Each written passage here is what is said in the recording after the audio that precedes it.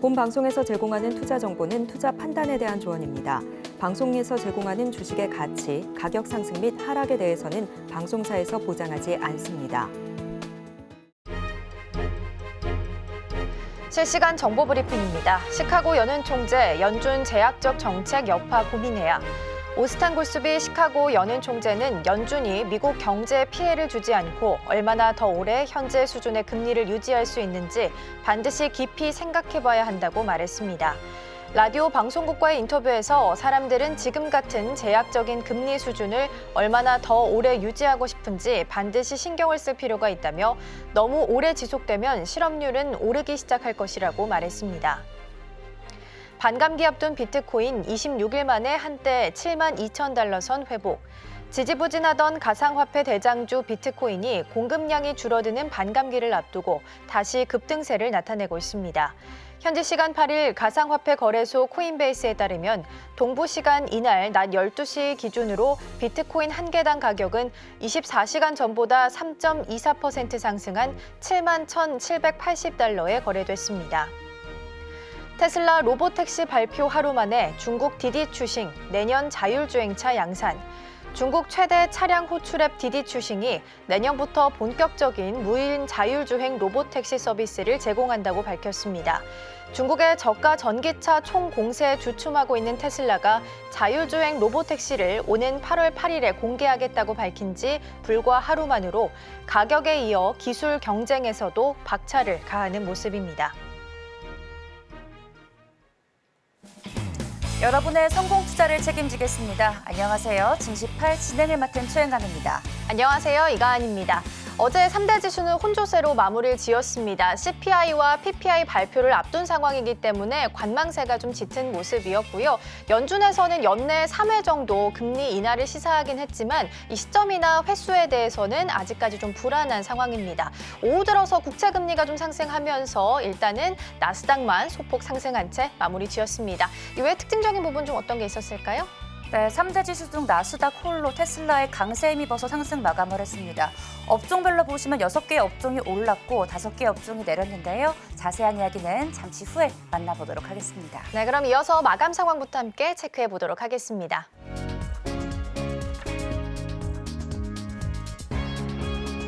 네, 어제 3대 지수는 혼조세로 마무리를 지었습니다. 오후 들어서 국채 금리가 좀 상승하는 모습을 보이게 되면서 상승세가 꺾이는 모습이었는데요. 자세한 그래프 상황도 함께 이어서 보겠습니다. 다우와 나스닥, S&P 모두 다 3대 지수 그래프 보시면 오르락 내리락 좀 반복하는 모습을 보였습니다. 오후 들어서 상승세가 좀 꺾이는 모습이었고요. 특히 CPI 발표를 좀 앞두고 있는 상황이기 때문에 혼조세로 마무리를 지었습니다. 현재 CPI 같은 경우에는 지난달 대비해서 0.3%, 전년 대비해서는 3.5% 정도 상승할 것으로 예상을 좀 하고 있는 상황입니다. 나오는 대로 이 부분도 지수 체크해 보도록 하겠고요. 이어서 유가 상황 확인해 보도록 하겠습니다. WTI 같은 경우에는 어제장 86달러 선으로 하락 마감을 했습니다. 이스라엘과 하마스 간의 휴전 기대감 속에 하락 마감을 했고요. 지난달 28일 이후에 6거래 연속 상승세를 좀 보이던 이후에 마침표를 찍는 모습이었습니다. 이스라엘이 가자지구 남부에서 병력을 일부 철수하고요. 또 하마스와 휴전 협상을 새로 시작했다라는 소식 속에서 유가 하락으로 이어지는 모습이었습니다. 다만 아직 이란과의 이스라엘 간의 갈등은 여전히 남아있기 때문에 이 부분은 조금 더 지켜보셔야 될 것 같습니다. 이어서 헤드라인 기사들 함께 살펴보도록 하겠습니다. 첫 번째는 일본 관련된 기사인데요. Japan's real wages decline likely to keep BOJ on hold for now. 일본 노동자 실질 임금이 23개월 연속 감소한 것으로 나타났습니다. 리먼 브라더스 사태 발생 이후 약 15년 만에 처음인데요. 2월 근로통계조사 속보치에 따르면 5인 이상 업체의 노동자 1인당 월평균 명목임금이 전년 같은 달보다 1.8% 오르면서 28만 2,265엔, 한화로 계산해 봤을 때는 약 252만 원 정도였습니다. 반면 물가 변동을 고려한 실질 임금은 오히려 1.3% 정도 감소하는 모습이었는데요. 교도통신은 리먼 사태 등으로 경기가 침체했던 2007년 9월부터 2009년 7월까지 같은 이 최장 기간 감소다라고 이야기를 했습니다. 물가 상승에 임금 상승이 미치지 못하면서 가계는 2년 가까이 심각한 상황이 됐다라고 짚었고요. 일본 정부는 디플레이션 탈피를 위해서 물가 상승에 뒤지지 않는 임금 인상 기업을 독려를 좀 해왔습니다. 기업들은 최근에 노동조합 요구를 반영하면서 비교적 큰 폭의 임금 인상을 결정을 했습니다. 아마 이 시간에 짚어드렸기 때문에 기억하실 텐데요. 일본의 최대 노동조합 조직인 렌고 같은 경우에는 봄철에 임금 협상인 춘투를 통해서 평균 임금 인상률이 5.24%로 중간 집계됐다라는 결과를 발표한 바 있습니다. 올해 춘투 결과는 3월 이후에 실질 임금에 반영될 것으로 보이고요. 교도통신 같은 경우에는 중소기업 임금 인상 확산 움직임 그리고 물가 동향이 초점이 될 것이다라고 전망을 했습니다. 이 부분도 계속해서 확인해 보셔야 될 것 같습니다. 이어서 중국 소식 보도록 하겠습니다. China holiday activity tops pre-pandemic levels. 중국이 내수 진작을 목표로 해서 문화 관광 활성화에 적극적으로 좀 나서는 모습인데요. 이달 초에 이 사흘간의 청명절 연휴가 있었습니다. 이 기간 동안 국내 여행객과 소비 규모가 코로나19 팬데믹 이전 수준의 10% 이상까지 늘어난 것으로 나타났습니다. 연휴 기간 중국 내에 있는 여행객들이 1억 1,900만 명으로 코로나19 이전인 2019년 동기에 비해서 11.5% 정도 늘어났습니다. 중국에 있어서 국내 여행객 지출액은 총 539억 5천만 위안, 한화로 계산해 봤을 때는 약 10조 800억 원 정도가 되는데요. 2019년, 그러니까 프리팬데믹 시즌보다는 12.7% 정도 늘어났습니다. 청명절 연휴 기간 동안 여가와 관광에 대한 관심이 좀 커지게 되면서 관광 소비 시장에 대해서도 활력이 좀 넘치는 분위기가 보이고 있고요. 이 가운데 중국에 입국한 외국인은 연 인원 50만 명으로 작년에 비해서는 무려 163.2% 정도 증가를 했습니다. 자유로운 관광 유치로 중국 경기에 있어서도 도움이 될 수 있을지 확인해 보시면 좋겠습니다. 이어서 다음 기사 보도록 하겠습니다. 이번에는 비트코인 관련된 기사 보겠습니다. 어제 장중에 비트코인과 이더리움이 다시 한번 좀 반등세를 보이는 모습이었고요. 이 기사는 리플 관련된 기사입니다. 리플 CEO가 predict 예상을 했는데요. Crypto market will double in size to $5 trillion. 올해 말까지 가상화폐 시장이 배로 확대가 좀 되게 되면서 시장 규모가 약 5조 달러가 넘어설 것이다라는 좀 낙관적인 주장을 펼치게 됐습니다. 올해 초에 비트코인 현물 ETF 출시 및 이달 말에 비트코인 반감기 등을 좀 언급을 하면서 이같이 이야기를 했는데요. 거시적인 추세, ETF와 같은 요인들이 처음으로 실제로 기관 자금을 좀 끌어내고 있다라고 생각을 한다라는 부분을 언급을 했습니다. 이 밖에 갈링하우스 CEO 같은 경우에는 미국 내에서 규제와 관련해서 긍정적인 모멘텀이 있을 수 있다라고 봤습니다. 올해는 선거가 있는 해이기 때문에 차기 미국 행정부가 가상화폐 산업에 좀 더 수용적인 쪽으로 정책 초점을 줄 것으로 기대된다라는 것이고요. 그런데 일부에서는 반감기가 호재라는 건 이미 주가에 많이 반영이 됐고 오히려 변동성이 클 것이다라면서 4만 달러대까지 하락할 것이다라는 주장이 나오고 있기도 합니다. 일단 어제장에서는 오랜만에 반등에 성공하면서 비트코인이 장중에 7만 2천 달러 선을 터치했다라는 부분은 함께 챙겨가시면 좋겠습니다. 이어서 다음으로는 중국 관련된 기사 하나 더 보도록 하겠습니다. 이번에는 중국 부동산 개발 업체 중에 하나인 스마오 그룹과 관련된 기사인데요. Faces winding up case. 그러니까 중국의 국유은행이 제기하고 있는 청산 청원에 직면을 했다라는 내용을 좀 담고 있습니다. 외신들 보도를 통해서 어제 나오게 됐고요. 국유은행인 중국건설은행이 스마오 그룹을 상대로 해서 홍콩 고등법원에 청산 청원을 제출을 했습니다. 스마오 그룹이 15억 8천만 홍콩 달러, 하나로 계산해 봤을 때는 약 2,733억 원 정도에 달하는 이 대출금을 갚지 못한 것, 이것과 관련이 있다라고 밝혔고요. 스마오는 상하이에 본사를 두고 있고요. 중국 내에서는 약 20위권 내에 들어가는 부동산 개발사 중 하나입니다. BBC 보도에 따르면 부동산 회사에 대한 유사 소송이 해외 채권자들에 의해서 처음에 시작이 된 적은 있지만 중국에서 이렇게 국유은행이 자국의 개발업체를 상대로 해서 이런 조치에 나선 것은 매우 드문 사례다라고 평가를 하기도 했습니다. 스마오 측은 중국은 홍콩 증권거래소에 제출한 서류에서 청산 소송에 강력히 반대할 것이다라고 밝혔는데요. 외신들은 이 스마호에 대한 이번 조치가 위기에 처하고 있는 중국의 부동산 시장에 좀 새로운 타격이 될 것이다라고 전망을 했습니다. 중국 안에서는 부동산이 GDP의 20%를 훨씬 넘어서고 있고요. 중국인 재산의 80%를 차지하고 있을 정도로 이 부동산이 중국에 있어서 경제 전반에 미치는 영향이 굉장히 큰 편입니다. 그래서 주요 업체들의 청산 위기가 중국 경제에도 상당한 부담이 될 것으로 전망이 좀 되고 있고요. 그동안 좀 잘 나왔던 몇 가지 경제 지표들이 다시 한번 좀 후퇴하는 것은 아닐지 나오는 대로 계속해서 확인해 보도록 하겠습니다. 이어서 중국 관련된 기사 하나만 더 보도록 하겠습니다. China's Commerce Minister due in Paris for electric vehicles talks. 왕원타오라는 중국 상무부장이 유럽에서 중국산 전기차에 대한 반보조금 조사 문제를 두고서談判 행보에 나섰다라는 내용입니다. 외신들에 따르면 중국 상무부는 왕 부장이 전날 프랑스 파리에서 비아디와 지리 등 이렇게 자국에 있는 전기차 업체들과 회의를 가졌다라고 보도를 했습니다. 이를 시작으로 해서 유럽 순방 일정도 시작을 좀 했고요. 중국의 전기차 기업들은 경쟁 우위 확보를 위해서 중국 정부에서 주고 있는 이 보조금에 의존하지 않으며 자국 기업들의 합법적 권익을 적극적으로 보호하고 또 지원할 것이다라고 주장을 하기도 했습니다.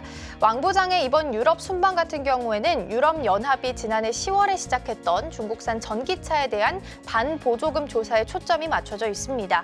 이후에 중국 정부의 전기차 보조금 지급이 만약에 사실로 판명이 된다면 중국산에 대한 추가 관세를 부과할 방침인 것으로 전해지고 있습니다. 그래서 유럽연합은 정부의 보조금을 받아서 만들고 있는 중국산 저가 전기차의 생산 과잉으로 시장이 좀 왜곡되고 있다라면서 반보조금 조사가 불가피하다라는 입장이고요. 반면 중국 같은 경우에는 이게 잘못된 주장이다라고 맞서고 있는 상황입니다. 중국과 EU 사이에서 어떤 이야기가 오가면서 문제의 실타리를 좀 풀어나가게 될지 확인해 보셔야겠습니다. 이어서 마지막 기사 함께 확인해 보도록 하겠습니다. 제이미 다이먼 관련된 기사이고요. 오늘 아침에 says 8% rates could lie ahead. 월가의 황제 제이미 다이먼 JP모건 CEO가 미국의 금리가 몇 년 후에 8%까지 치솟을 수 있다라고 경고를 좀 했습니다. 역대 최대 규모를 좀 기록하고 있는 재정 적자 그리고 지정학적 압박이 인플레이션과 전쟁을 조금 더 어렵게 할 수 있다라는 평가를 내렸는데요. 또 다이먼 회장은 금융시장의 낙관론을 경계하기도 했습니다. 다이먼 회장은 시장은 연착륙 확률을 70에서 80% 정도로 반영하고 있지만 나는 그 가능성이 좀 훨씬 낮다라고 본다라고 설명을 했습니다. 다이먼 회장은 JP모건이 금리가 2%로 낮아지거나 혹은 8% 이상으로 오르는 다양한 시나리오에 대응하면서 준비하고 있다라고 언급을 좀 했는데요. 금리 인하 시기가 점점 뒤처지고 있는 상황에서 이렇게 좀 비중 있는 인물의 언급까지 좀 나오게 되면서 시장에는 부담이 될 수밖에 없는 상황입니다. 앞으로의 흐름 계속해서 함께 살펴보시고요. 헤드라인 기사들 함께 살펴봤습니다. 이어서 전반적인 섹터별 움직임 최은강 앵커와 함께 확인해 보시죠. 네, 간밤 미증시는 3월 CPI 발표를 앞두고 눈치 보기 장세를 이어갔습니다. 먼저 섹터별 움직임 확인해 보시죠. 네, 6개의 업종이 오르고 5개의 업종이 하락을 했습니다. 이미 소비재, 부동산, 유틸리티 순으로 강했고요. 유가 하락으로 에너지 섹터가 상당히 많이 빠졌습니다. 이어서 맵으로 함께 살펴보시죠. M7 종목들 간에는 좀 희비가 엇갈리는 모습이었습니다. 마이크로소프트 0.2%대 빠졌고 엔비디아도 1% 가까이 빠졌고요. 구글, 알파벳 모기업이 1.43% 강세 흐름 보였고 테슬라는 4.9% 오름폭을 크게 키웠습니다. 이어서 종목별 이슈 만나보도록 하겠습니다. 첫 번째 소식입니다. 애플인데요. EU 반독점 규제 당국은 애플의 음악 스트리밍 서비스가 결제 옵션을 사용자에게 알리라는 명령을 준수하는지 확인하고 있다고 밝혔습니다. 지난달 유럽연합 집행위원회는 애플의 음악 스트리밍 앱 서비스가 반독점법을 위반했다는 사유를 들어 2조 원대의 과징금을 부과한 이력이 있는데요. 위 사안은 5년 전 스포티파이가 제기한 문제로부터 시작이 됐습니다. 만약 이번에도 반독점 혐의가 나타나면 새로운 벌금을 부과할 위험이 있는데요. 다만 애플 측은 이 같은 EU의 제재를 강력히 비판하고 있습니다. 애플 오늘장 0.67% 하락하면서 마감을 했습니다. 이어서 다음 소식 만나보겠습니다. 네, 세계 최대 파운드리 업체인 대만의 TSMC가 미 애리조나에 짓는 공장 건설에 최대 116억 달러, 하나로 15조 7,300억 원의 보조금과 대출 지원을 받게 됐습니다. 현지 시간 8일 미 상무부가 발표한 예비 합의에 따르면 미국은 TSMC가 애리조나주에 짓는 세 번째 공장과 추가 2개 시설에 대해 보조금 66억 달러, 하나로 8조 9,500억 원과 최대 50억 달러의 대출을 제공하기로 했는데요. 이 지원금을 통해 TSMC는 피닉스의 세 번째 공장과 2025년과 2028년에 생산을 시작할 계획인 2개의 생산시설의 추가 건설을 시작할 계획입니다. 이 세 개 공장 건설에는 애플과 엔비디아 등 TSMC 주요 고객사들도 투자했다라고 전해졌습니다. 이어서 다음 이슈 살펴보겠습니다. 네, 테슬라입니다. 어제도 전해드렸습니다. 테슬라의 로보택시에 대한 가이드라인이 공개가 됐는데요. 이에 시장은 낙관적인 입장을 나타내고 있습니다. 일론 머스크는 시장 변동성 속에서 2027년까지 테슬라의 현금 흐름이 1,000억 달러로 도약할 것으로 예상을 하면서 테슬라 로보택시 초안을 공개했습니다. 8월 8일에 공개된 테슬라의 로보택시는 차량 활용에 혁신을 가져올 것으로 보이는데요. 최근의 변동성에도 불구하고 테슬라 주가는 4.9% 큰 오름폭을 키웠습니다. 테슬라발 훈풍으로 전기차 업체인 리비아는 3.37%, 루시드는 1.15% 각각 상승했습니다. 테슬라 다른 소식도 짚어가겠습니다. 네, 한편 테슬라가 지난 2018년 치명적인 오토파일럿 충돌 사고로 재판을 회부됐다는 보도 함께 나왔습니다. 지난 2018년 3월 미국 캘리포니아의 한 도로에서 테슬라 모델 X의 반자율주행 기능인 오토파일럿을 사용하던 도중 충돌 사고로 당시 차량에 타고 있던 운전자가 숨지는 사고가 발생을 했는데요. 사망한 운전자는 애플 개발자로 알려진 윌터 황으로 중앙 분리대에 충돌한 뒤 뒤따라오던 2대의 차량에 받쳐 화마 휩싸인 자신의 차량에서 빠져나오지 못했습니다. 이 비극적인 사고와 관련해 테슬라 측은 사고 당시 그의 휴대폰에서 가장 최근 실행된 앱이 비디오 게임이었다는 사실을 밝히기도 했지만 그 진위 여부는 아직 밝혀지지 않았습니다. 만약 배심원단이 충돌 사고의 과실이 테슬라에 있다라고 판단을 하면 테슬라는 재정적 불이익을 받을 수 있다는 점 체크하시기 바랍니다. 다음 기사 함께 살펴보겠습니다. 다음은 아마존입니다. 월가 전문가들은 아마존에 대해 낙관적인 전망을 펼치고 있습니다. 아마존은 이커머스, 클라우드 시장, 게임, 소비자 제품 등 여러 기술 분야에서 선도적인 위치를 차지하고 있지만 지난 한 해 동안 아마존의 인공지능 분야에 대한 노력에 모든 시선이 집중됐습니다. 이는 세계 최대 클라우드 서비스인 AWS의 운영자로서 대규모 클라우드 데이터 센터를 활용하고 생성형 AI 시장을 주도할 수 있는 잠재력을 갖고 있기 때문이라 풀이가 되고 있는데요. 아마존은 리테일 사이트 강화를 위해 AI를 활용하고 있으며 최근 실적 발표를 앞두고 루퍼스라는 이름의 AI 쇼핑 도우미를 발표하기도 했습니다. 애널리스트들은 2026년까지 아마존의 주가가 65% 이상 상승할 것으로 예상을 하고 있습니다. 오늘장 아마존 강보합권의 장을 마쳤습니다. 다음 기사 살펴보겠습니다. 네, 트럼프 미디어의 CEO인 데빈 누네스는 DJT가 부채가 없고 은행에 2억 달러의 자금을 보유하고 있는 점을 강조하면서 회사의 탄탄한 재무 상태를 강조했습니다. 앞으로 트럼프 미디어는 스트리밍 동영상 테스트와 플랫폼인 트루스 소셜을 통해 주요 소셜 네트워크와 경쟁할 계획인데요. 그럼에도 불구하고 최근 밈주식의 대명사로 불리우는 TJT 주가는 개장 전 거래에서 3%대 오름폭을 키우다 10% 넘게 빠지면서 하락 마감을 했습니다. 이어서 보잉 이슈 살펴보겠습니다. 보잉이 현금 흐름을 개선하고 부채를 줄이기 위해 노력하는 가운데 안정화 노력에 따른 재무 위험이 증가하고 있다는 보도가 나왔습니다. 보잉의 CFO 브라이언 웨스트는 1월에 발생한 알래스카 항공사고로 인한 생산 둔화로 인해 1분기에 40에서 45억 달러의 현금 타격을 예상하고 있다고 말했는데요. 그렇다고 해서 회사가 향후 몇 년 대 연간 잉여 현금 흐름 목표인 약 100억 달러에 도달하는 것을 막지는 못할 것이라 언급을 했습니다. 보잉은 지난 2건의 비행기 추락 사고와 팬데믹 기간 동안 항공 여행이 급감하면서 겪은 어려움을 극복하기 위해 노력해왔습니다. 2020년 3월 이후 배당금을 지급하지 않고 있고 2019년 이후 자사주를 매입하지 않았습니다.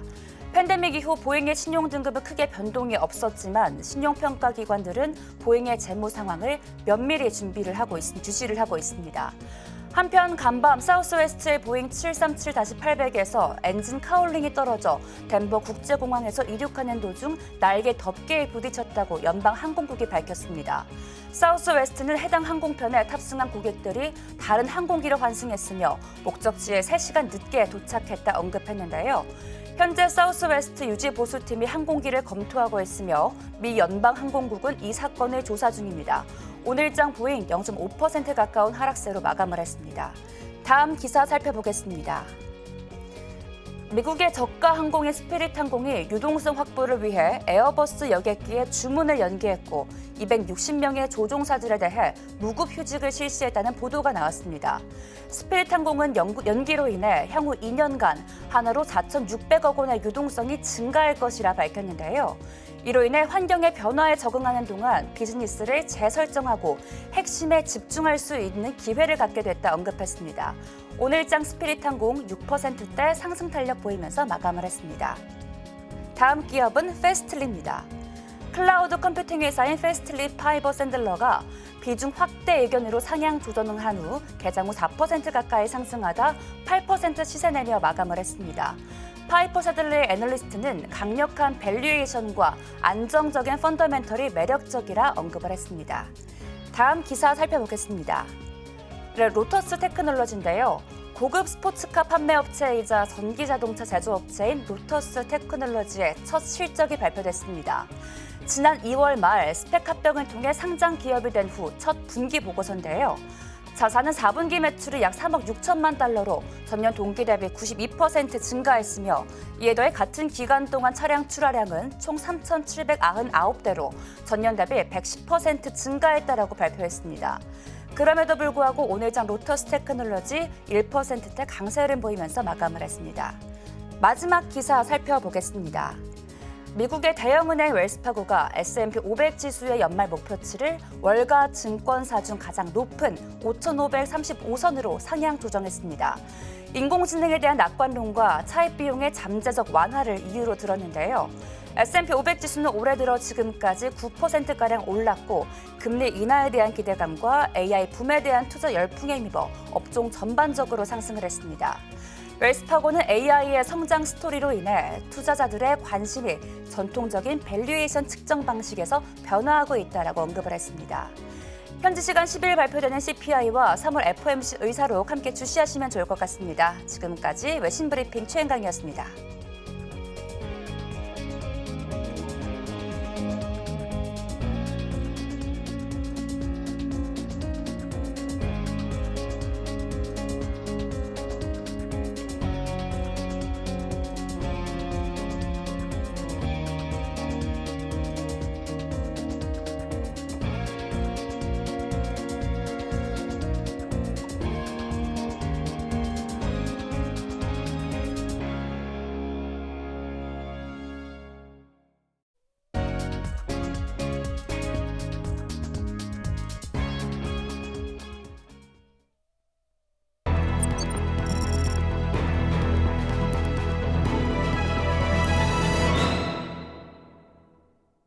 네, 전문가들은 개장 전 어떤 이슈를 주목하고 있을까요? 오늘의 일면에서 만나보겠습니다. 오늘은 헤르메스 스탁의 김시은 팀장님과 함께합니다. 팀장님 어서 오세요. 네, 안녕하세요. 네, 오늘의 뉴스 먼저 만나보겠습니다. 정말 안타까운 소식이 아닐까 싶습니다. 이스라엘과 하마스 휴전 협상이 실마리를 찾아가는 와중에 이스라엘과 이란 간 전쟁 가능성이 점쳐지면서 혼선이 지속되고 있습니다. 이스라엘 하마스 현재 6개월째 전쟁을 지속 중인데 이 뉴스 팀장님은 어떻게 보고 계실까요? 일단 외신들을 보면은 좀 전쟁이 확전이 될 가능성이 있다 없다 이야기가 굉장히 많이 나와주고 있어요. 우선 이스라엘이 그 가자 남부에서 지상군 병력을 대부분 철수하게 되면서 어느 정도 휴전이 물꼬가 트나 했는데 이란이 또 당하고 마는 성격은 아닙니다. 그들의 민족 특성을 생각을 해봤을 때 아무래도 이란 같은 경우에는 좀 물론 가만히 있지는 않았는데 그래도 좀 한 대 맞았죠. 저번 주에 이스라엘이 이란 영사관을 폭격하게 되면서 사망 사고도 좀 나왔고 그로 인해서 이란이 했던 게 좀 미국한테는 선을 그으면서 껴들지 말라. 이거는 우리는 보복을 굉장히 강하게 할 것이다라고 언급을 했습니다.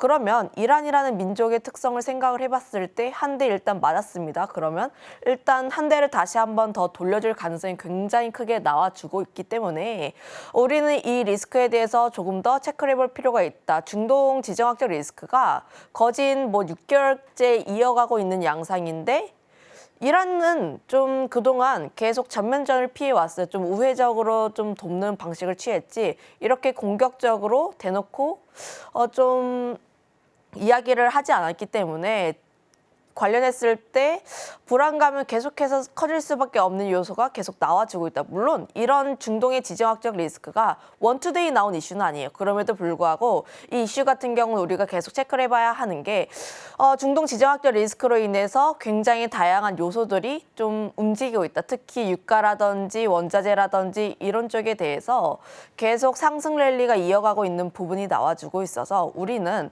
물론 지정학적 리스크가 증시에도 안 좋은 영향이 나와주고 있고 사망사고라든지 안 나오는 게 가장 베스트이긴 하나 좀 이런 리스크가 나왔을 때 돈이 어디로 흘러가는지에 대해서는 우리가 조금 더 체크를 해볼 필요가 있지 않을까 싶습니다. 네, 안타까운 지정학적 리스크이긴 하지만 다양한 요소가 또 상승세를 보이고 있다라고 언급을 해주셨습니다. 이스라엘이 가자 지구에 군대를 축소한다라고 밝히면서 전일 국제유가도 1% 가까이 내리긴 했지만 계속해 유가는 오르고 있는 상황이었습니다. 투자자 입장에서 봤을 때 투자 키워드를 어떻게 잡으면 좋을까요? 앞서 저희가 원자재라는 힌트를 좀 드렸는데 지정학적 리스크 때문에 유가도 계속 올라가고 있는 모습들이 보여주고 있고 그런데 거기다가 더해서 공급망 이슈가 터지게 되면서 원자재 가격은 추가 상승 가능성이 굉장히 크다. 이렇게 보시면 좋을 것 같아요. 관련했을 때 지정학적 리스크로 인해서 유가 가격 계속 올라가고 있습니다. 물론 휴전 가능성이 나와주게 되면서 하루 이틀 좀 쉬어가는 흐름세가 나와주고 있긴 하나 좀 이제 그 공격 시점이 10일 전후로 거론이 되고 있기 때문에 이런 점들에 대해서는 우리가 조금 더 체크를 해볼 양상이 있다. 거기다가 더해서 원자재 관련했을 때 유가도 계속 올라가는데 구리도 올라가고 있고 금도 올라가고 있고 은도 올라가고 있고 대다수의 원자재가 올라가는 에브리싱 랠리가 이어가고 있다고 보시면 좋을 것 같아요. 천연가스도 최근 바닥세를 좀 다시 한번 딛고 공급망 이슈 나오게 되면서 올라가고 있는 양상을 보여주고 있기 때문에 현재 증시에서 계속 관심 있게 나와주고 있는 쪽이 원자재라고 보시면 좋을 것 같습니다. 현재 이제 1분기 수익률 추이를 보면은 원자재 쪽이 미국보다 더 좋습니다. 미국 그동안 이제 아무래도 M7 쪽에서 계속 상승세가 나와줬는데 그것보다 훨씬 더 수익률이 좋은 게 원자재라는 점을 보면은 현재 원자재 가격의 상승세가 굉장히 두드러지게 나온다라고 보시면 좋을 것 같아요. 그 점에서 보게 되면은 아무래도 현재 지정학적 리스크도 있고 미국 증시 같은 경우에는 버블에 대한 논란이 계속해서 나와지고 있고 특히 금리 인하에 대한 시점이 불명확해지면서 관련 불안감이 상당히 높게 나와주고 있습니다. 그러면 자연스럽게 증시 같은 경우에는 변동성이 굉장히 커지게 되는데 원자재 같은 경우에는 좀 지정학적 리스크에 대한 부분들도 있고 이런 시장에 대해서 해지하는 그런 성격을 가지고 있어서 현재 이 시장에서 해지를 할 수 있는 쪽으로도 원자재가 가장 뛰고 있다라고 보시면 좋을 것 같아요. 그중에서 가장 먼저 봐야 하는 쪽이 유가가 아닐까 싶은데 아무래도 앞서 이야기를 했던 것처럼 지정학적 리스크에 따라서 유가 같은 경우 추가 상승에 대한 가능성이 굉장히 높습니다. 물론 이란이라든지 이스라엘이 차지를 하고 있는 원유의 점유율 자체는 한 2.2에서 3% 정도여서 그렇게까지 크게 점유율이 높지 않기 때문에 영향은 적다라고 보여지고 있긴 하나 이란이 호르무즈 쪽, 특히 원유의 수송로를 진행하고 있는 쪽에서의 주도권을 가지고 있기 때문에 글로벌 물동량에 대한 우려가 상당히 높다라고 보여지면 좋을 것 같고 특히 최근 글로벌 IB들도 그렇고 리포트들을 읽어보면은 유가 90달러를 뚫었기 때문에 상방이 100달러까지 더 올라갈 것이다라고 나와주고 있어요. 중동의 지정학적 리스크뿐만 아니라 이제 가격의 측면에서 생각을 해보면은 수요와 공급 쪽에서 생각을 했을 때 이제는 수요가 계속 나와주고 있습니다. 그동안 유가의 가격을 결정을 하는 것은 오펙 플러스 쪽에서 사우디라든지 혹은 러시아 쪽에서 감산을 진행을 하면서 유가를 끌어올리는 그런 역할을 진행을 했는데 이제는 슬슬 수요에 대한 이야기들도 나와주고 있어요. 특히 유가 같은 경우에는 계절적인 요소로 인해서 4월부터 다시 한번 뛰어가는 현상이 나와주고 있는데 5월에는 미국에서 여름 휴가철 맞이해서 드라이빙 시즌입니다. 그러면 차를 많이 끌게 되고 휘발유 가격 많이 사용하게 되면서 수요가 크게 늘어난다라고 보시면 좋을 것 같고 6월 같은 경우에도 중국의 정유사도 정기 점검에 들어가게 되면서 한 달 정도 가동이 중단이 돼요. 그러면 한 달 정도 가동이 중단이 되면서 그 전에 재고를 축적하려는 수요가 굉장히 크게 나와주고 있기 때문에 일반적으로 계절적으로 한 4월에서 5월 같은 경우에는 유가의 강세 흐름들이 띄고 있습니다. 가장 큰 변수는 중국이라고 보시면 좋을 것 같은데 중국 같은 경우도 최근 경제 지표가 좀 긍정적으로 나와주고 있습니다. 특히 관련 지표들도 다시 한번 경기 회복에 대한 국면에 들어가고 있고 미국 같은 경우도 경제 지표가 굉장히 탄탄하게 나와주고 있기 때문에 그러니까 원유에 대한 수요도 계속해서 늘어날 가능성이 굉장히 높게 나와주고 있다라는 거죠. 지금 유가의 가격 상승세를 좀 살펴보면은 80달러 뚫은 지 얼마 안 되었는데 90달러를 향해서 계속해서 움직이고 있습니다. 통상적으로 원자재라는 게 좀 갑자기 올라갔다가 갑자기 떨어지는 게 아니라 어떠한 이유를 안고 꾸준하게 추세적으로 올라가는 경향이 있어요. 물론 떨어질 때도 추세적으로 떨어지는 경향이 있긴 한데 관련했을 때 이미 추세를 탄 부분이 있기 때문에 유가 같은 경우에는 추가 상승에 대한 베팅이 조금 더 열려있다. 인덱스 펀드들도 유가 상승에 베팅하는 펀드가 자금이 계속 들어오고 있습니다. 그만큼 가장 관심 있게 봐야 하는 게 유가라고 보시면 좋을 것 같고 그다음에 조금 더 연결지어서 볼 수 있는 게 구리라고 보시면 좋을 것 같은데 좀 마찬가지로 중국 경기 회복에 대한 기대가 많으면서 계속해서 올라가고 있는 모습이 나와주고 있어요. 특히 구리 현물과 선물 가격의 차이가 거의 100달러 이상 차이가 날 정도로 현재 구리 가격의 상승에 베팅하는 사람들이 굉장히 많다라고 보시면 좋을 것 같습니다. 현물과 선물 가격 차이 나는 게 왜 중요하냐라고 보면은 현물 가격은 지금 가격이고 선물 가격은 앞으로 어떤 시점에서 구리를 내가 살게요라고 보는 건데 앞으로 좀 머지않은 미래에 구리 수요가 굉장히 크게 증가할 것 같으니까 선물 가격이 크게 오르는 겁니다. 그런 점에서 보게 되면 구리 같은 경우에도 수요가 크게 증가할 가능성이 굉장히 높다라고 보시면 좋을 것 같고 구리도 마찬가지로 공급망 이슈가 있는데 특히 주요 남미 쪽에서 공급망에 대한 이슈도 계속 나와주고 있고 중국 쪽에서도 제련업체가 올해 구리 생산량을 약 5%에서 10% 축소를 할 것으로 논의를 하고 있는데 아무래도 중국 재련수가 전체 구리 공급량의 약 절반 정도를 차지하는 수준이 있다 보니까 관련했을 때 공급에 대한 차질도 나오고 있다는 점. 이런 점들을 보게 되면은 원자재 관련 종목군들 같은 경우는 공급은 계속해서 줄어들고 있는데 수요는 계속해서 늘어날 가능성이 굉장히 높은 상황. 그러면 원자재 관련 종목군들 같은 경우에는 현재 이 시점에서 추가 상승에 대한 가능성이 굉장히 크게 열려 있기 때문에 우리는 이 점에 대해서 조금 더 주목을 해볼 필요가 있다는 점. 여기서 어제 엘컴텍이라는 종목도 함께 랠리가 나왔어요.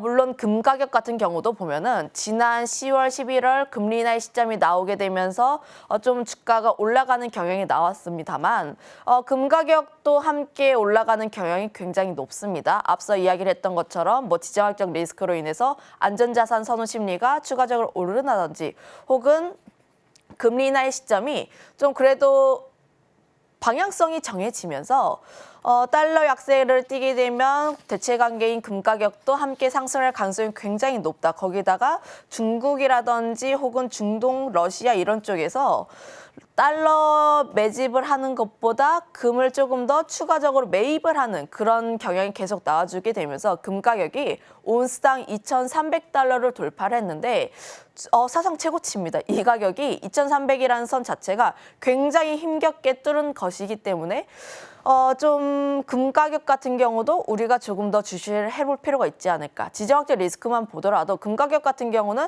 조금 이제 지정적 리스크가 사그라들게 되면은 약간의 조정 가능성이 펼칠 수가 있으나 금은 이제 추가 상승의 가능성이 높은 게 일단 위에 매물대가 없어요. 우리가 주식도 생각을 해보면 신고가 랠리를 펼치는 종목군들이 더 빠르게 올라갑니다. 수급이 붙게 되면서 위에 매물대가 없으니까 수급을 붙게 되고 추가적으로 상승 가능성이 굉장히 높다라고 보시면 될 것 같은데 거기에다가 더해서 이제 금리 인하의 시점이 어느 정도 나와주게 된다면 관련했을 때 금 가격 같은 경우는 추가 상승에 대한 여력이 남아 있으니 현재 시점에서 계속 관심 있게 봐야 하는 키워드는 원자재 쪽이 아닐까 이렇게 정리 드리겠습니다. 네, 미국보다 원자재 쪽의 수급이 더 견조했다는 말이 특징적이었던 것 같습니다. 원자재에서 추가 상승이 더 있을 것이다라고 말씀을 해주셨는데 유가, 금, 구리 말씀해 주신 거 솔직히 다 포트에 담고 싶거든요. 하지만 저희의 자금은 한정적이지 않습니까? 그러면 이 중에서 어떤 걸 가장 상승 탄력이 있다라고 보시는지 궁금합니다. 일단 가장 단기적으로 보면은 유가라고 보시면 좋을 것 같은데 아무래도 시가총액 작은 종목군들, 중앙에너비스라든지 흥구석유 이런 종목군들이 탄력성이 굉장히 좋아요. 물론 탄력성이 굉장히 좋다라는 이야기는 좀 변동성이 굉장히 크게 나와주고 있고 특히 단기 트레이딩 혹은 뭐 당일에 접근하신 분들 위주로 접근을 하시는 게 맞다라고 보여지고 있습니다. 물론 관련했을 때 유가가 상승을 한다 해서 흥구석유라든지 중앙에너비스 이런 종목군들은 좀 크게 수혜를 보지는 않으나 테마성으로 크게 올라가는 경향들을 보게 되었을 때 우리는 이런 종목군들을 추가적으로 더 생각을 해볼 필요가 있다는 점. 그날 시장 상황이 좋지 않을 때 특히 그러면 안 좋은 뉴스들이 뜨게 됩니다. 지정학적 리스크 같은 이런 뉴스들이 함께 불거지게 되면서 원유 관련 종목군들이 함께 뛰어가는 흐름들이 나와주고 있기 때문에 이 종목군들 같은 경우는 우리가 조금 더 관심 있게 볼 필요가 있지 않을까라고 의견 드려보도록 하겠고 물론 원유 관련 종목군들도 좀 계속 관심 있게 보고 있긴 한데 최근 시장의 흐름들을 보면은 원자재 관련 종목군들이 돌아가면서 순환매를 이끌어가고 있고 돌아가면서 주가의 강세 흐름들을 띠고 있습니다. 어제 같은 경우에 원유 올랐고 금 관련 종목군들 올랐고 구리 관련 종목군들 올랐는데 그중에서 이런 순환매 흐름들을 살펴보게 되면 오히려 좀 눌렸을 때 접근하시는 방법이 조금 더 맞지 않을까라고 의견 드려보도록 하겠고 다만 나는 단기 트레이딩이 싫다 하시는 분들 같은 경우는 조금 천천히 볼 수 있는 원유 쪽에서 S-오일이라든지 GS 같은 실질적으로 정제마진이 개선이 되면서 실적 개선으로 이끌어가고 있고 실적 개선에 대한 기대감, 특히 1분기 실적 시즌이 좀 다가오고 있다 보니까 관련 실적에 대한 기대감을 안으면서 올라갈 수 있는 종목군들 위주로 좀 접근하시는 게 맞지 않을까라는 의견 드려보도록 하겠고 구리 같은 경우도 보면은 좀 나뉩니다. 단기 트레이딩으로 접근하시려면은 뭐 이구산업이라든지 혹은 풍산 이런 쪽에 접근하시는 게 맞는데 다만 나는 조금 더 길게 가져가고 싶다 하시는 분들 같은 경우는 전선 관련 종목군들 물론 전선 기업들이 이제 저번 주부터 3월부터 가장 크게 시세를 분출했고 저번 주부터 들어서도 계속해서 강세 흐름들이 띄고 있긴 해요. 하지만 구리 가격에 연동되는 흐름의 특성을 생각을 해보면 전선주는 구리 가격 상승에 힘입어서 함께 올라갈 가능성이 굉장히 크다라고 여겨지고 있고요. 거기다가 더해서 AI라는 이제 메가 트렌드를 맞이하게 되면서 데이터 센터를 짓거나 혹은 전력에 대한 수요가 계속해서 증가를 하는데 우선 변압기가 먼저 수주가 들어가면서 변압기 작년부터 계속해서 뛰었습니다. 그러면 그 휘발주자로 전선이 함께 따라 올라가고 있는 모습이 나와주고 있어서 전선 같은 경우는 현재도 저는 계속 관심 있게 볼 필요가 있지 않을까. 특히 눌릴 때마다 좀 전선 관련 종목군들, 변압기 관련 종목군들의 포모 현상 느끼셨던 분들 같은 경우에는 접근이 가능한 구간이다라고 보여지고 있고요. 최근 들어서 전선 관련 종목군들을 보면은 유리기판과 함께 좀 경쟁 관계에 있다라고 보시면 좋을 것 같아요. 아무래도 시장 자체가 제한적인 수급 내에서 진행이 되고 있다 보니 관련했을 때 유리기판이 살짝 쉬어갈 때 전선이 다시 한번 뛰어오르고 가고 있는 모습들이 나와주고 있는데 어제 시간 외에서 유리기판 관련 종목군들에 대해서 차익이 살짝 나왔습니다. 그러면 전선 관련 종목군들 어제 입꼬리가 살짝 길게 나왔는데 다시 한번 오늘 전선 관련 종목군들이 올라갈 가능성이 굉장히 크게 있다라고 여겨지고 있어서 전선 기업 같은 경우는 조금 더 관심 있게 볼 필요가 있지 않을까. 좀 나는 빠르게 가고 싶다라고 하시는 분들은 대한전선이라는 기업이 좋지 않을까라고 보여지고 있고 나는 조금 더 길게 끌러가고 싶다라고 하시는 분들 같은 경우는 전선 쪽에서 수직 계열과 함께 잘 진행한 이제 LS라는 기업이 중장기적으로는 괜찮다라고 여겨지고 있고요. 금 쪽에서 보게 된다면 엘컴텍이라는 기업이 있는데 사실 이 기업 같은 경우에는 단기 트레이딩으로 접근해 볼 필요가 있습니다. 금이라는 게 계속해서 가격 상승세가 나와주긴 했으나 엘컴텍 같은 경우는 어제 주가가 굉장히 강하게 뛰쳐 올라간 모습들이 나와줬고 물론 거래량 강하게 동반을 하면서 올라간 모습들이 있긴 하나 좀 종목군들의 매력도를 좀 따지게 되었을 때는 좀 후단이 있기 때문에 엘컴텍 같은 경우는 당일에 맞춰서 수급이 몰렸을 때 트레이딩을 하시는 정도로만 인지를 해보시면 좋을 것 같습니다. 네, 최근 원자재 관련주들의 순환매 흐름이 나오고 있기 때문에 눌렸을 때 조금씩 매수하는 게 어떠냐는 제안을 해주셨습니다. 오늘의 일면 오늘은 여기서 마치겠습니다. 헤르메스 스타 김시은 팀장님과 함께했습니다. 팀장님 고맙습니다.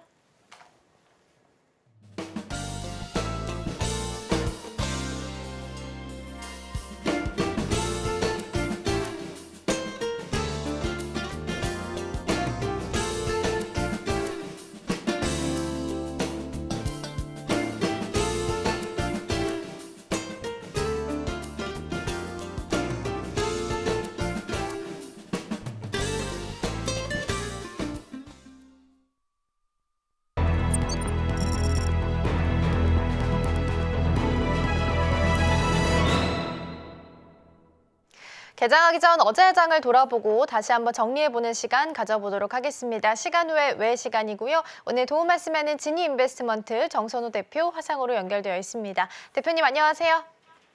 네, 안녕하세요. 네, 먼저 급등 종목들부터 살펴보도록 할게요. 탑5 종목과 오늘장에서 추가적으로 보면 좋을 종목 어떤 종목 있을까요?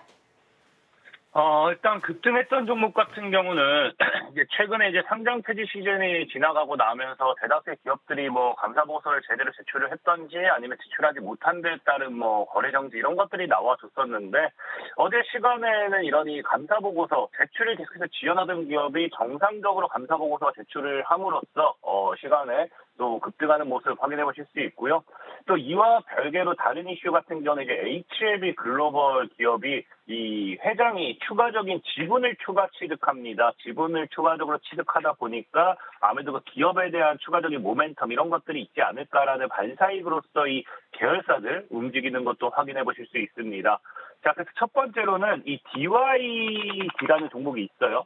그 DYD 같은 경우 보시면 아시겠지만 최근에 이제 차트가 그냥 내일이 이렇게 계속해서 하방으로 밀리는 이유가 이런 뭐 실적이나 부분이라든지 특히나 이제 이 3월이 다가오면서 연말부터 해서 쫙 밀리죠. 이런 것들이 이제 상장 유지가 어렵지 않을까. 그래서 감사보수 제출 지연했다는 그런 하락이었다라고 하면은 지금 감사보수 제출이 이제 되면서 주가가 시간의 상한가 이렇게 움직이는 거 우리가 확인해 보실 수 있습니다. 그래서 바닥치고 올라가는 거 한번 기대해 볼 수 있겠고요.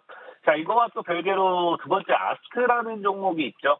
자, 아스트 같은 경우도 보면은 최근에 이제 감자를 진행할 만큼 그다음에 환기 종목일 만큼 굉장히 실적 부분이라든지 전체적인 흐름에서 봤을 때 굉장히 뭐 좋은 기업은 아니다라고 좀 볼 수 있어요. 계속 주가 하방으로 밀리고 있는 거 확인할 수 있고요. 자, 그렇기 때문에 특히나 이제 거래 정지 3월 달에 이제 상장 폐지 관련된 이런 감사보수 제출 지연 이런 그런 거에 따른 하락 리스크가 있었지만 시간에 역시 감사보고서가 제출이 됨으로써 주가 상승하는 흐름 우리가 확인해 보실 수 있습니다. 자, 그리고 이제 뭐 HLB 글로벌 역시나 뭐 아마 오늘장 대장주로서 움직이지 않을까 싶긴 한데 이 진양공 회장이 아까 얘기했다시피 HLB 글로벌 지분을 이제 추가 취득함으로써 우리가 보통 주식에서 악재와 호재를 구분할 때 이런 것들이 있죠. 주가가 올라가는데 임원이라든지 뭐 기업들, 회장들 뭐 이런 사람들이 임직원이 뭐 여기서 주가 매도가 나온다. 그러면은 보통 통상 이게 고점이니까 이 사람들도 파는구나라고 생각해서 주가 하방의 이유가 되기도 합니다. 하지만 뭐 이런 저점대 누가 봐도 이 저점대잖아요. 이런 저점대에서 이런 매수 지분 추가 취득이 나온다라고 하면은 이거 주가 이제 더 올라가겠구나. 아무래도 주가 앞으로 뭐가 나올 이슈가 있으니까 뭔가가 있으니까 회장도 지분 추가하는구나라고는 이 기대감에 따른 상승이라 좀 보시면 좋을 것 같아요. 그래서 HLB 글로벌 같은 경우도 지금 우상향하는 거 확인해 보실 수 있고요. HLB 글로벌과 함께 모멘텀으로서 또 이제 계열사죠. HLB 제약이라는 기업도 있어요. 사실 HLB 제약 같은 데도 최근에 굉장히 급등을 많이 하긴 했지만 또 추가적으로 이제 뭐 전고점대 지켜주면서 지금 반등 기대해 볼 수 있는 구간대에 와 있지만 어쨌든 또 뭐에 대한 기대감 이 회장이 지분을 추가 취득했다라는 거에 따른 반사이익으로서 추가적인 상방 흐름 나와주고 있다라고 좀 보시면 좋을 것 같아요. 자, 그리고 마지막으로는 이제 HLB 테라피틱스, 아까 말했다시피 이제 HLB 계열사들 중에서도 지금 HLB 그룹이 계열사가 굉장히 많아요. 그 중에서도 이제 제약이라든지 테라피틱스라든지 보면 아시겠지만 이런 식으로 최근에 이미 급등이 나왔던 애들, 신고가 패턴을 만들고 있던 애들이 HLB 글로벌이라는 이 모멘텀을 가지고서 글로벌 기업의 반사익을 가지고서 주가 상승으로서 좀 올라가는 모습 확인해 볼 수 있겠다라고 좀 말씀드리고 싶고, 이 중에서 오늘 만약에 본다고 하면은 저는 DYD라는 종목을 좀 보고 싶어요.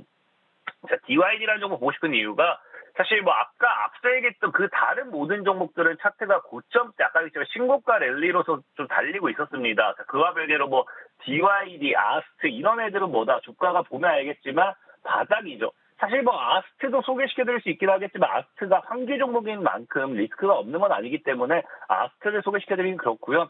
차라리 주가가 바닥에서 놀던 만큼 감사보고서 제출이 됐다라는 거는 DYD라는 종목이 진짜 엄청난 문제가 발생하지 않는 이상은 1년 동안은 상장 폐지 걱정이 없다라고 보셔야 돼요. 그렇기 때문에 지금 1년 정도 남은 기간에 어디까지 다시 끌어올릴지, 그리고 아까도 얘기했지만 이런 이 실적에 대한 우려, 감사보고서에 대한 우려를 이렇게 밀었다라고 하면은 원래 주가까지만 다시 올려내도 2배에서 3배 정도는 올려내야 되는 구간이기 때문에 DYD를 좀 보시는 게 좋겠다라고 저는 좀 말씀을 드리겠습니다.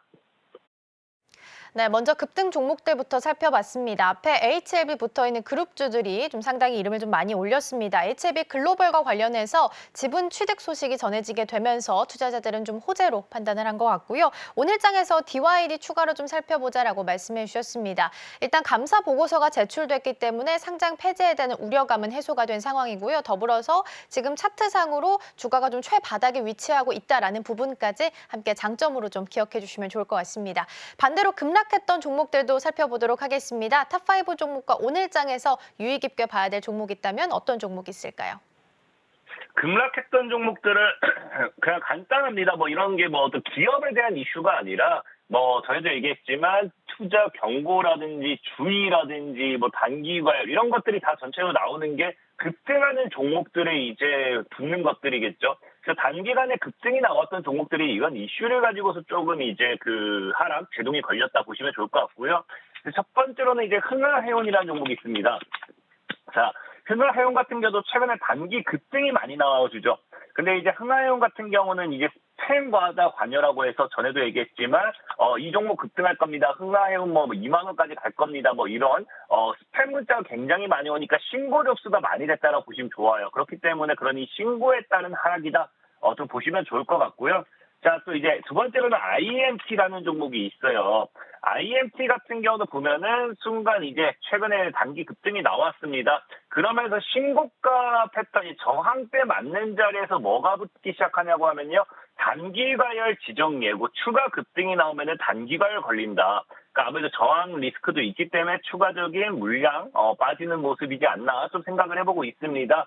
자, 그리고 세 번째로는 이제 흥구석유입니다. 흥구석유도 차트 보시면 아시겠지만 단기간에 상한가 갔다가 단기간에 급등이 굉장히 많이 나와주죠. IMT와 굉장히 비슷한 구간인데 뭐가 비슷하냐 아까 말했다시피 저항 구간. 저항을 맞는 구간에서 지금 뭐하고 있다? 단기 과열 이제 지정 예고가 나와주고 있다. 그런 리스크다 보시면 좋고요.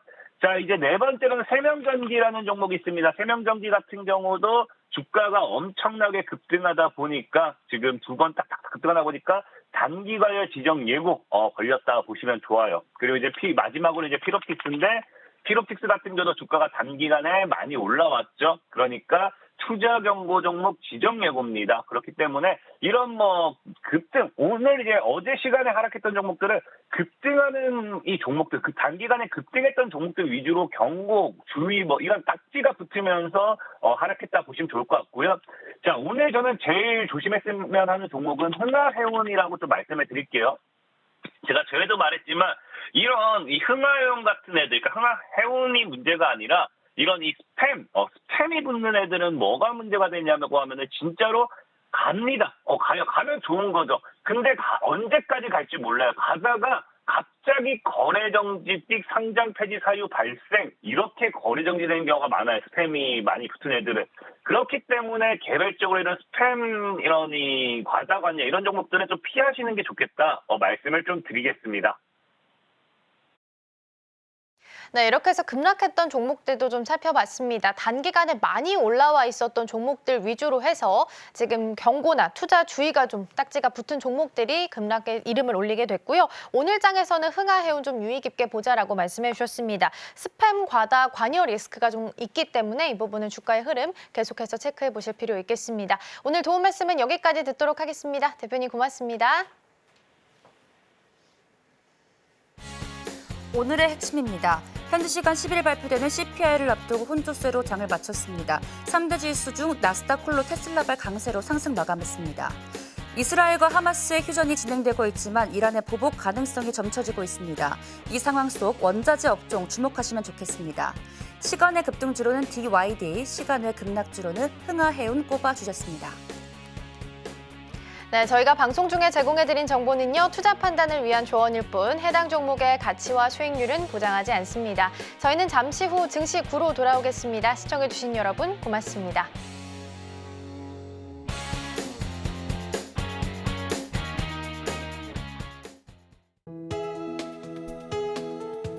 본 방송에서 제공하는 투자 정보는 투자 판단에 대한 조언입니다. 방송에서 제공하는 주식의 가치, 가격 상승 및 하락에 대해서는 방송사에서 보장하지 않습니다.